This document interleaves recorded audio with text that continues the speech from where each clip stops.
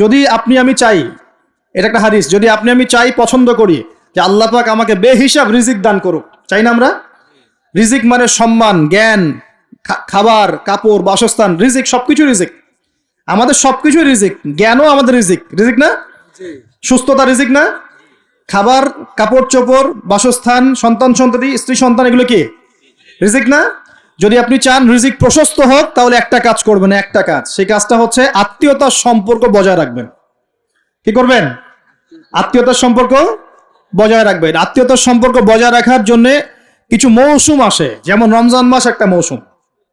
এই রমজান মাসে নিজে খাবেন, আত্মীয়দেরকে হাদিয়া দিবেন, তাদের বাসায় রমজানের বাজার পৌঁছে দিবেন, ঈদের হাদিয়া পৌঁছে দিবেন, আত্মীয়তার সম্পর্ক জোড়া লাগবে। কোন কোন ক্ষেত্রে মাহফিলে দান করার চাইতে নিকট আত্মীয় পরিবারের পিছনে খরচ করলে বেশি নেকি হয়। বিশ্বাস করলেন না? মনে করতে পারে এটা তো আল্লাহর রাস্তায় ব্যয়, এর চেয়ে কি বড় ব্যয় হতে পারে? হ্যাঁ, হতে পারে। সবচেয়ে উত্তম ব্যয় হচ্ছে আপনার পরিবারের পিছনে ব্যয়। হালাল টাকা থেকে, হালাল উপার্জন থেকে যে ব্যয়টা আপনি পরিবারের পিছনে করেন, এটা সর্বশ্রেষ্ঠ ব্যয়।